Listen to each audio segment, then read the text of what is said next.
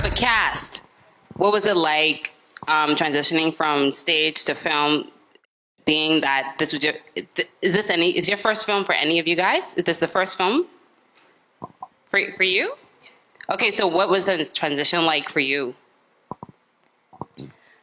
The transition was fairly easy. It was just trying to take it from more stage play, like you said, to being more into a film mindset, and also transitioning your script and things that you said instead of being more play-like. I mean, it sounds kind of odd, but really just your tone, the way you speak. It was more consistent in my accent because I had to be an American in the movie. So just keeping my accent consistent was a fairly decent and difficult. Okay, so Dario, one of the main themes in your film dealt with being ungrateful. So for you, why was that such an important theme that you wanted to showcase in the film? Well, I just wanted to tell a story that is completely relatable, not just here in the Bahamas, but tell a story that can be relatable in all different cultures. I feel like what happens in the movie Ungrateful itself, it happens in not just here in the Bahamas, but it happens in Asia, it happens in the Caribbean, in America. You know, people send their kids off to school to better themselves. Most parents, they try to give their children a better life than they had, and in most cases they don't look back. You know, when the parents get up in age, they tend to put their parents in old folks home, or they become disrespectful. Parents pour a lot into their kids with hopes of them at least coming back to say thank you, and so I think it was important for me to tell that story. Okay, so do you think once kids are successful in their profession that the debt of the parents should transfer to the kids? I think it should be a two-way. I think the kids should meet their parents halfway. In most cases, parents really don't have it, and they sacrifice a lot. So I think the right thing would be for the kids to give back to their parents, or to, you know, at least say thank you. So how much work went into putting on the gala premiere for Ungrateful, and what challenges did you face putting on that event on that big of a magnitude? Well, a lot of work went into it. It didn't just happen overnight. We literally was planning from about November of last year. So it was a lot of work.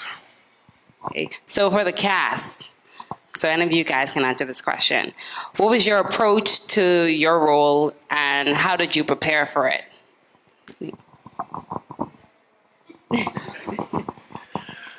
All right, let's see. My role, of course, was the pastor. How did I prepare for it? I was already prepared. I go to church every Sunday. So what I did was I just mimicked everything I see my pastor do, from his highs to his lows, to his hand actions, to his eyes, the way he's everything. And it was fairly easy. But the most important thing about acting is you have to become the character. So luckily, I was familiar with that character. It didn't have to be a rapist or anything, because that would have been a challenge, right? But I mean, it comes easy for some. Let's give the mic to him. Let's give the mic to the bad guy. So what about you? Yeah, it was, the character of the bad guy, it was fairly easy for me. Like I said before, the neighborhood I grew up in, but it's not just a neighborhood, but you know, when you go around certain areas, you see things, negative things. There's negative things everywhere. But the neighborhood I grew up in, there was just a constant sight of saying these things, you know. I'm seeing where prostitution goes down, drug deals, stuff like that. So I grew up seeing these things every single day. Whenever I was involved in those things, because I grew up with a strict mother who was really psychotic. You know, my mom really put her foot down with us. You know, growing up in a house with 4 boys, it was really challenging for her, but we did it. You know, we grew up and became men, and we totally strayed ourselves away from all the negative stuff. So just by seeing these things go down, it was fairly easy for me to become that character. Very nice. Okay, so I'm going to give the mic to this young lady right here.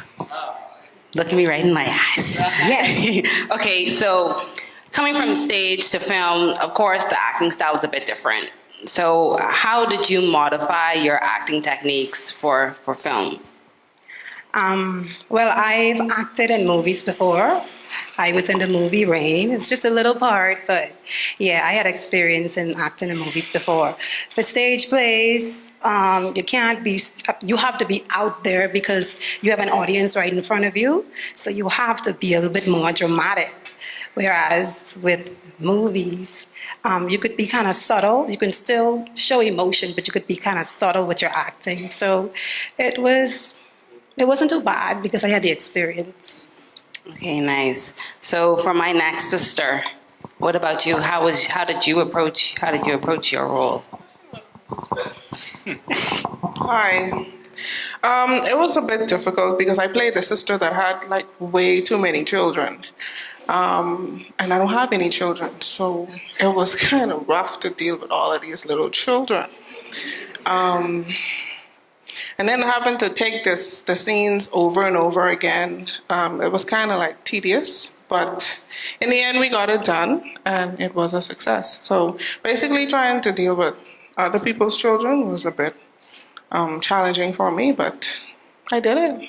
And how did you enjoy being a part of this film, Ungrateful? What was the experience like for you? I enjoyed it because the cast is phenomenal. We got along well with each other. We gave each other constructive criticism. We just gelled. It was just a mesh together. We stuck it out. We were up till like 2 o'clock in the morning doing certain scenes, and we stuck with each other and doing it. Nobody went to sleep until it was finished. So it was phenomenal. Wonderful. So I'm gonna go a little technical with Mr. Wong here. Being that you're the DP, for you, other than natural lighting, what type of lighting techniques did you use within the film? Most of us natural lighting, as you said, but I just looked for, nice soft light on people's faces. For some scenes we used a aperture softbox for like the scene in the hooker scene. We used some lighting for that. And for in the house during the night. But for most of the stuff, it was pretty natural. We used some diffusion in the sun for the exterior scene of the house, but most of it was run and gun, and we used what we got and did most of it. Okay, for persons in the audience that are looking into wanting to be a DP, like what advice would you give persons in that regard, like how to get started? You just gotta keep shooting, You can't just like think that, oh, you're gonna go to school or this is gonna happen one day. You have to start somewhere and just work at your craft until you get to a point where, you just know your stuff, you know what looks good, what doesn't look good. Okay, so how do you feel directing? Is this your first film that you directed? I directed many other projects before this, but this is the first, I'd say, feature film I directed all by myself. So how does it feel having an all Bahamian cast, directing it in the Bahamas? And I know that you live abroad and you're between LA and here, so how does it feel to have a Bahamian movie and being a part of a Bahamian movie on this magnitude? It's awesome, I'm so blessed to be presented with this opportunity to be a part of this and make this happen. I can't wait for the next one we shoot. It's gonna be even one next level than this. Okay, so Dario, so what other feature films do you have in the pipeline? What other projects do you have for the Bahamians to enjoy? Well, I would like to work on the first one that I wrote, which is A Wedding in Nassau. The name for that is Quarrel of the Culture. Definitely, that one calls for a lot more, a greater budget, and travel abroad as well. So most of it will be shot here in the Bahamas, some parts of London and India. Okay, so if any, did you have what difficulties did you encounter on set that was different from the perils of producing a stage play?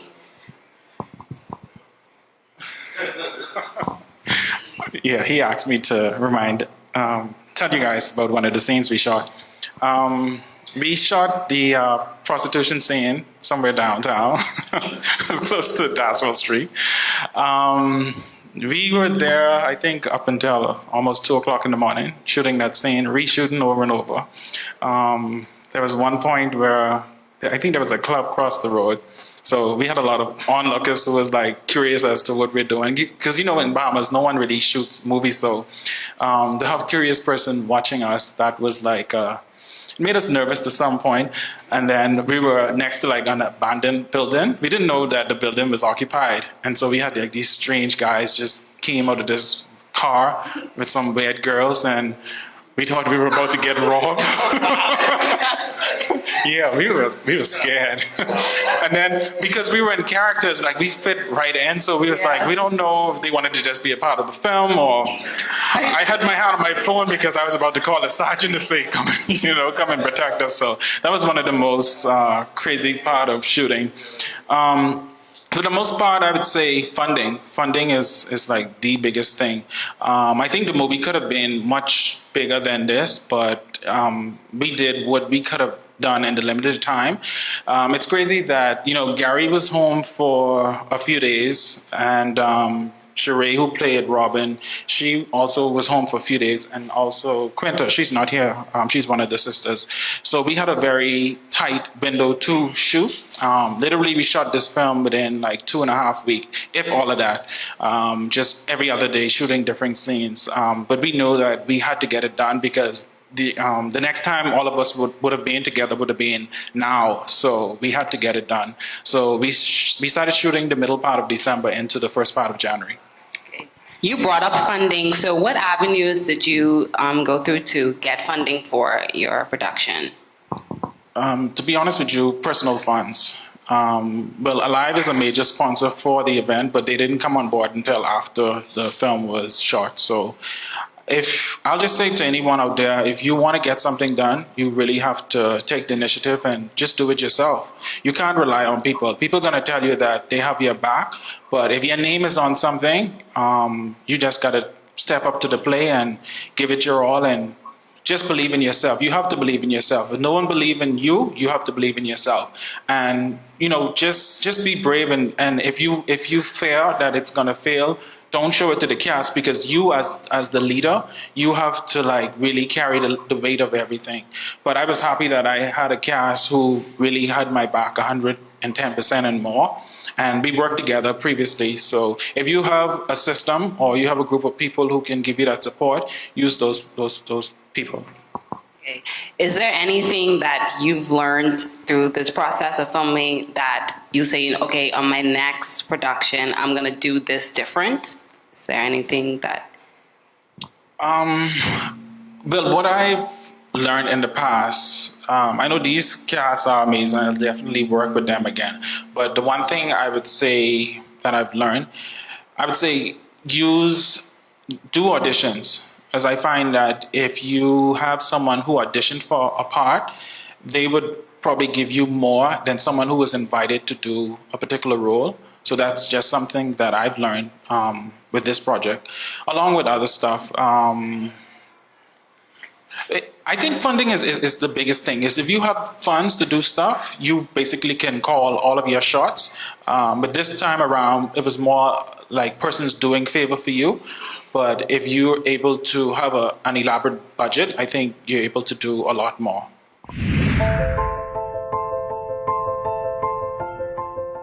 While you're on budget, can you break down the budget? Like, what was the total budget, and are you expecting to make that back? Or does that make sense? I don't know if I missed that because I got here a little late. So just, you're talking about budget already. I just figured I want to see like a big picture. Like, how much was the overall budget, and do you think you're going to make that back? We had an elaborate budget, but I don't want to say the figure because I'm still counting. But it wasn't an amount that was not attainable if you're going to do it from your pocket. But using someone like Gary, basically, he's a lifesaver. And I just want to publicly thank him for believing in me as a writer and working with me. Like using him, like looking at his work, I never thought that, I can work with someone like him. But it's all about how you portray yourself and you believing in yourself, selling your story to people. People would help you based on on how much you believe in yourself. So this one is for Gary. How did you capture your audio? It's Gary there to be talking to. we had a sound guy on set at all times. He's sound mixing. Theo, you want to answer this? One of the best things I can say about Dario and Gary is they were as far as picking out scenes and sets. For the most part, it was very controllable for audio, which is rare. And you find that a lot of video people kind of don't take it into consideration that you have to understand that what's going on around you. Everything makes noise inside this room. If we stop talking, there's things that has to cut off if you want to record audio, and you have to be able to turn off things and move through situations. Now, there's certain scenarios where we couldn't really do anything about it, like shooting in the back of the airport. But there's things that you understand because of where you are. The mic that I was using was pretty good, so it cuts out most of the other sounds around it. Sennheiser MK416. Now that the film is finished and you're pushing it out, what areas of distribution are you focused on getting it to the general public? Well, right now I'd say this film is more a learning process for me. It's my first film. We intend to take it to several of the islands. We have already booked Harbor Island for the 16th of June, and then we're going to take it to Grand Bahama on the 28th of June. And we're trying to get Abaco and Exuma on board. We've already been approached by Galleria and the Island House and R&D to show it in their theaters. So I'm guessing sometime by midsummer we should have it in all of the theaters in the Bahamas. And we're looking to showcase it in some of the film festivals here and abroad. Well, I mean, like, as a writer, I know you have to think about the plot. You have to think about how to make the character interesting. You have to think about the dialogue. How do you capture your audience when you actually film it? Do you think about that when you're writing? Or? Well, when I write, it's more a out-of-body experience, if that makes sense. When I'm writing, I like to really get into the character that I'm writing. So if I'm writing a scene where someone is crying, I'm actually sitting there crying. If they're shouting, I'm shouting. That is what I do. So I try to take myself and put myself in the audience seat. Whilst I'm writing, I'm watching it whilst I'm writing. So it absolutely have to make sense. And as a writer, you can't be afraid to take advice. So for me, writing the script, it took me about 5 or 6 drafts. I would send it to Gary, and he would say, no, it still seems to be stagey, a bit of a stage play. And because I needed it to get where it needed to go, I needed to open myself up to take criticism. Yeah. So you have to be open. You can't be selfish in your thinking. You have to be open to ideas.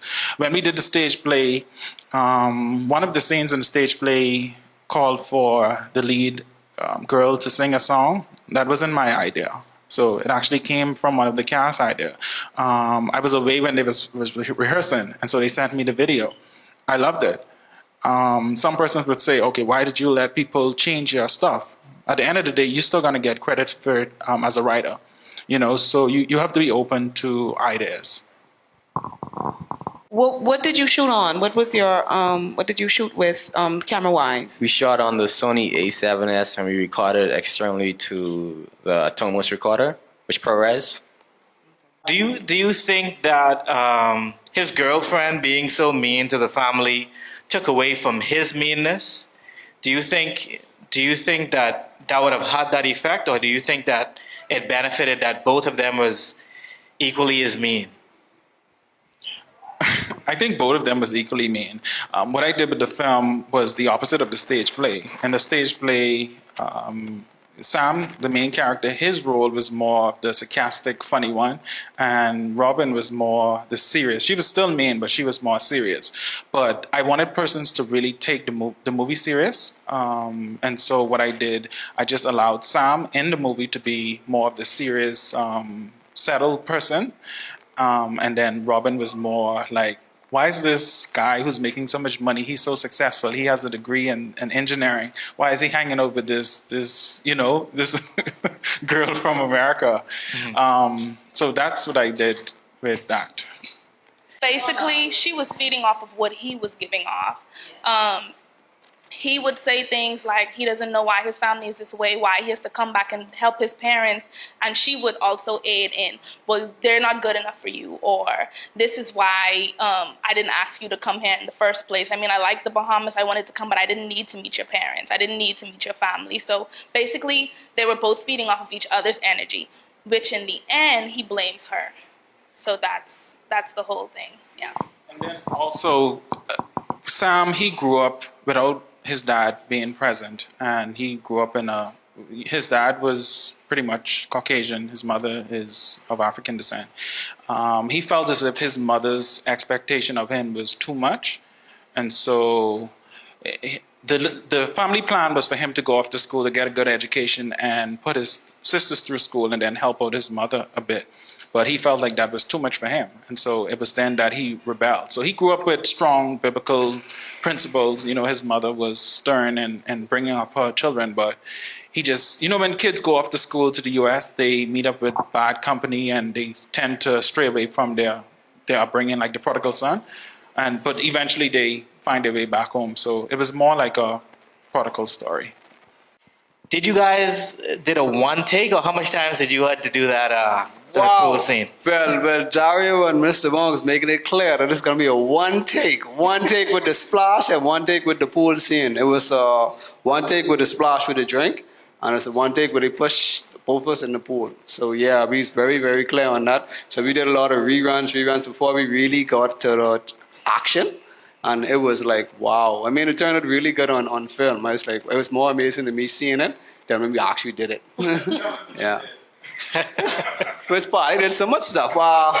You gotta tell me, man. That scene could have been much longer, but get some technical. Oh yeah, actually, for me, it was the scenes actually supposed to been a bit longer.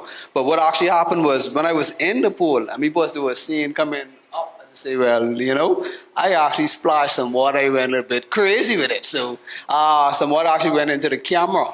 So I was like, whoa, what did I do? This expensive camera, and I don't think I was in the budget, so I couldn't even eat. We had like little snacks. I said, hey, did the camera get straight? Did it get straight? He's like, yeah, man, don't worry about it. So they actually ended up blowing it out, and it was good. So it actually turned out pretty good. I mean, me personally, I was really amazed. Really amazed at the quality and the storyline. Actually, we did the stage play, but the movie is like top notch compared to the stage play. So I guess, what would you like the audience to really take away from this film after they've seen it? Well, I had a lot of persons who was there at the premiere at the Atlantis. Some of them text me during the film. They said, "Mission accomplished. You made me cry." I usually I don't go to stuff like this, or I don't cry, but I had like these big grown men they're sitting there crying. And then one person told me that, it made me think, this is what he said to me, that it made him think about his relationship with his dad, the way he speak to his dad, the nasty stuff that he would say to his dad at some time. So that, for that coming from this particular person, whereas I witnessed some of the stuff that he would say to his parents, that touched me. So it made me feel that, I did what I supposed to do.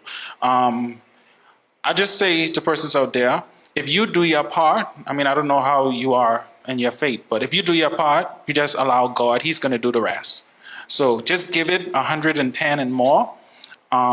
Give it everything you got, and the world or the universe has a way of connecting you or gravitating you towards what you need to make your event or your film successful.